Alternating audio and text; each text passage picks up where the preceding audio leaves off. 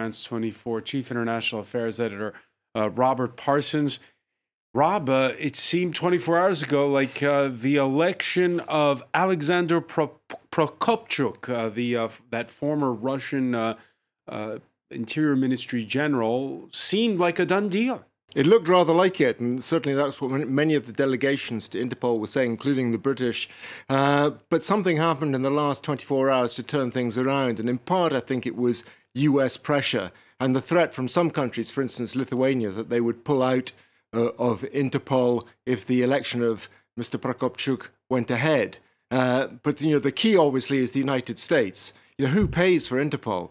Well, one of the biggest payers, something like close to 10% of its budget, comes from the US. So the US has serious clout. Who are some of the other big payers? Well, after the US, Germany, France, Japan, none of them interested in the Russian getting the job either. So I think perhaps it was a question of people in Interpol saying, look, we see which side of the bread, which side of the bread is buttered. We're going to go for the guy who pays the money. I mean, maybe it's as simple as that. I mean, who knows in the end? It was interesting, too, that the Russian reaction wasn't perhaps as angry as one might have anticipated, given the turnaround.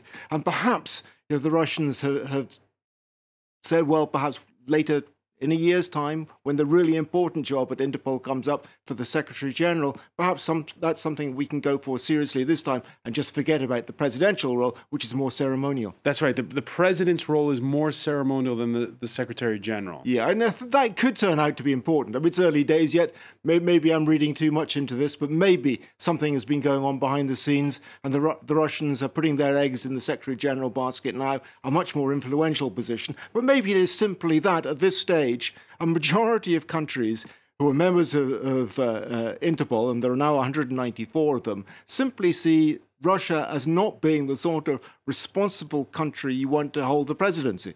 It is not regarded by many of the most influential countries in the world as being what you would call a rule of law country. And you want a rule of law country to be running a position, an organisation as important to international justice and the fight against crime and terrorism as Interpol. All right, well, joining us from the University of Buckingham, Anthony Glees, who heads its Center for Security and Intelligence Studies. Thank you for joining us here on France 24. It's a pleasure. What was your reaction initially when you saw that a Russian was the favorite to head Interpol? Well, I thought this was an outrageous suggestion, and it showed that whoever put his name forward was seriously out of touch, particularly with public opinion in the United Kingdom. It was like putting the fox in charge of the henhouse. And I know what you're saying about ceremonial roles and executive roles and all of that. But the bottom line was that given the way that Russia has been behaving, particularly towards the United Kingdom, for many, many months now, the idea that there would be a Russian head of Interpol would cause the British government to walk away from it. And as you've mentioned, not just the British government.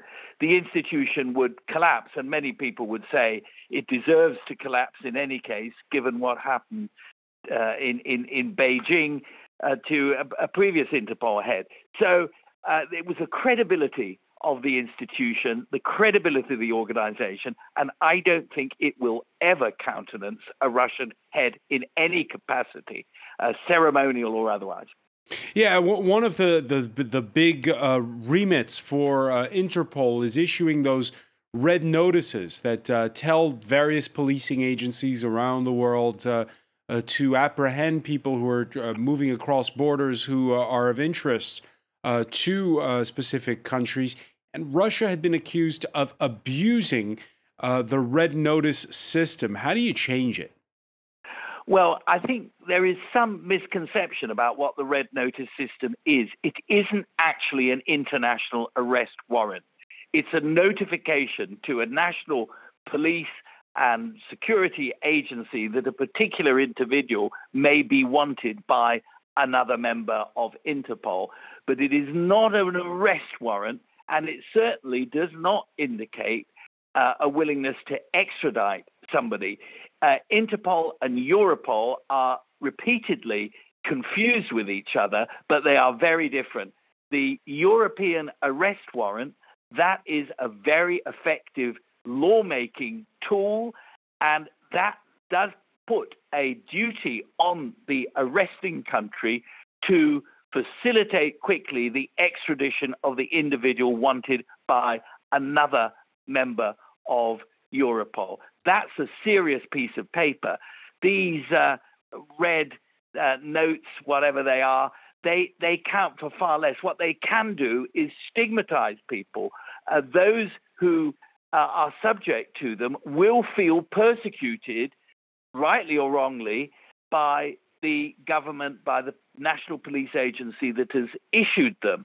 And that is unpleasant. They have a psychological importance. And of course, Russia has used and manipulated the psychology of its actions in the United Kingdom to its best advantage, so that Russians in the United Kingdom are afraid. Europol, that's really important. And it's very interesting. The people who are accused, allegedly the people who took the attack on Sergei Skripal in Salisbury in March of this year, it was Europol that has issued an arrest warrant against these people. It is Russia who said on no account will it deliver them to the United Kingdom, like the people who are believed to have assassinated Sasha Litvinenko. Can I two just, different organizations. Yeah, please. Sorry, can I just put in a follow-on question to the one you've just been answering? Article 3 of Interpol's constitution forbids any intervention or activities of a political, military, religious or racial character. And that is the charge that's being put at Russia's door, isn't it? That it is doing precisely that with its red notices, for instance, for Bill Browder, but not just. And not just Russia, of course, other countries doing the same thing as well.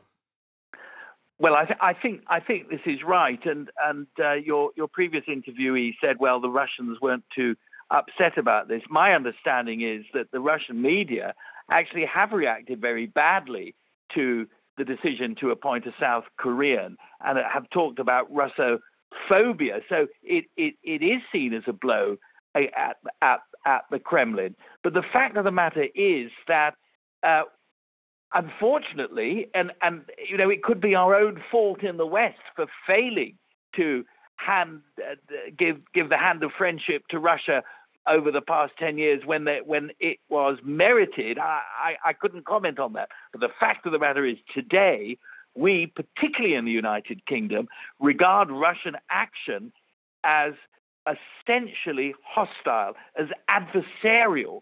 And therefore, the idea that a country like the United Kingdom, and yes, foolishly, because of Brexit, we're getting out of Europol, it would seem, but nevertheless, we strongly believe in an international, rules-based, lawful system, and abusing even something like the red notices for political advantage to frighten individuals, that would be completely unacceptable to British public opinion. I don't think a British government would accept it. And it's interesting, of course, that in America, we haven't heard anything from President Trump on this, but senior members of Congress have certainly said exactly the same thing. This is not possible. This is putting the fox in charge, or would have been to put the fox in charge of the henhouse.